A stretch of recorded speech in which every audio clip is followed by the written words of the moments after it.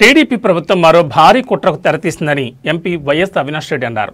ఎర్రబెల్లి ఓటర్లు నల్లపరెడ్డిపల్లికి వెళ్లి ఓటు వేయాలని, నల్లపరెడ్డిపల్లి ఓటర్లు ఎర్రబెల్లికి వెళ్లి ఓటు వేయాలని, నల్లగొండవారిపల్లి ఓటర్లు నల్లపరెడ్డిపల్లి వెళ్లి ఓటు వేయాలని, 4 కిలోమీటర్లు దాటితేనే ఓటు వేసే పరిస్థితి కల్పించారని కడప ఎంపీ వైఎస్ అవినాష్ రెడ్డి అన్నారు.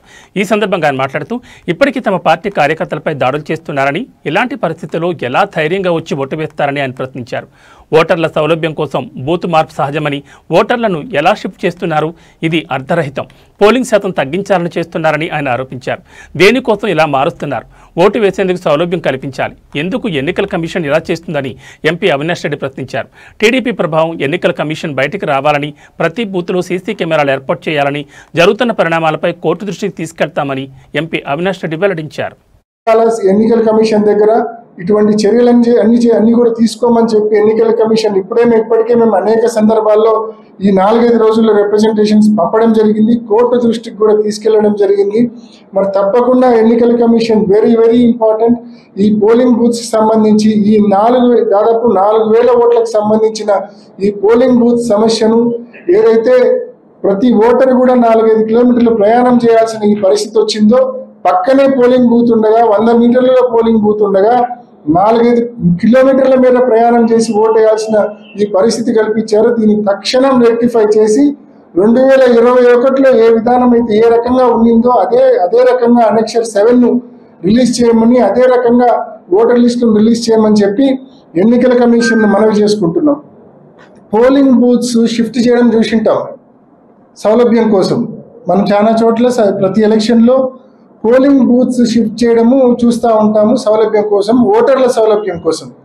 కానీ ఇది రివర్స్. పోలింగ్ బూత్లు అలానే ఉన్నాయి అన్ని ఊర్లలో, కానీ ఓటర్లను షిఫ్ట్ చేసినారు. నల్లగొండవారిపల్లె ఓటర్లందరినీ నల్లపరెడ్డిపల్లెకి షిఫ్ట్ చేసినారు.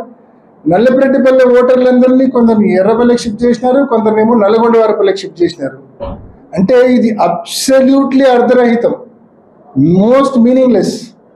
మరి ఎందుకు చేశారనేది ఇంకా ఆలోచన చేస్తే కనుక కేవలం పోలింగ్ శాతం తగ్గించాలా, 4 కిలోమీటర్లు నిజంగా సేఫ్గా వచ్చే పరిస్థితులు ఇవాళ లేవు కాబట్టి చాలామంది ఓటు వేయడానికి రాకపోవచ్చు.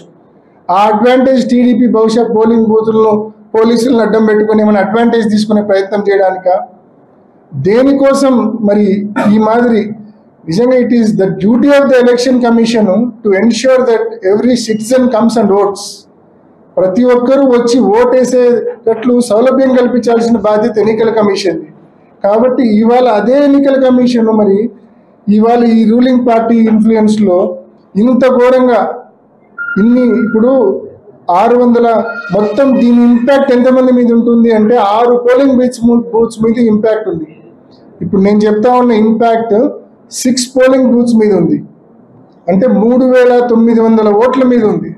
దాదాపు ఈ ఎలక్షన్ 10,600 ఓట్లకు సంబంధించి అంటే 3,900 ఓట్లు అంటే దాదాపు 36% ఆఫ్ ద ఓట్స్, 36% ఓటర్లకు ఈ సమస్య ఉంటుంది.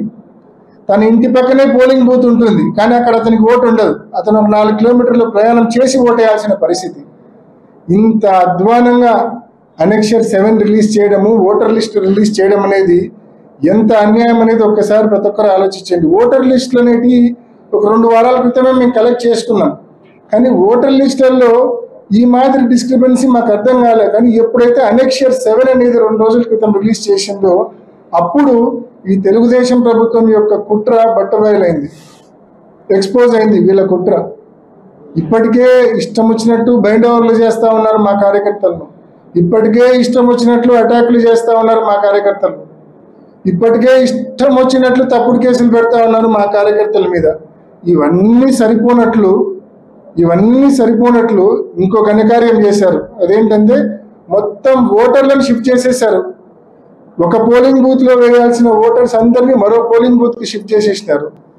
పోలింగ్ బూతులు షిఫ్ట్ చేయకుండా ఓటర్లను షిఫ్ట్ చేసినారు.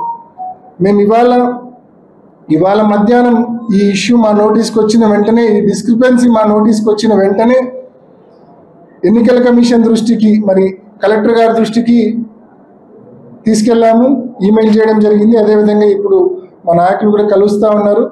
అదేవిధంగా స్టేట్ ఎలక్షన్ కమిషన్ దృష్టికి కూడా ఈ సమస్యను తీసుకెళ్ళడం జరిగింది. ఎట్టి పరిస్థితుల్లో దీన్ని రెక్టిఫై చేయండి. ఎలక్షన్ కమిషన్ యొక్క డ్యూటీ ఏంది? ప్రతి సిటిజన్ స్వేచ్ఛగా వచ్చి ఓటేసే విధానం కల్పించాలా. ఈ మాదిరి ఓటు వేయడానికి అంటే ఇంకా రిలక్టెంట్ అవుతారు.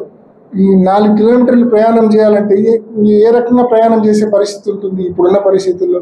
కాబట్టి ఎట్టి పరిస్థితుల్లో నల్లగొండవారిపల్లి వాళ్ళకి నల్లగొండవారిపల్లిలోనే ఓటేసే విధానం కల్పించాలా, నల్లపెరెడ్డిపల్లి వాళ్ళకి నల్లపెరెడ్డిపల్లిలోనే ఓటేసే విధానం కల్పించాలా, ఎర్రబెల్లి వాళ్ళకి ఎర్రబెల్లిలోనే ఓటేసే విధానం కల్పించాలా. 2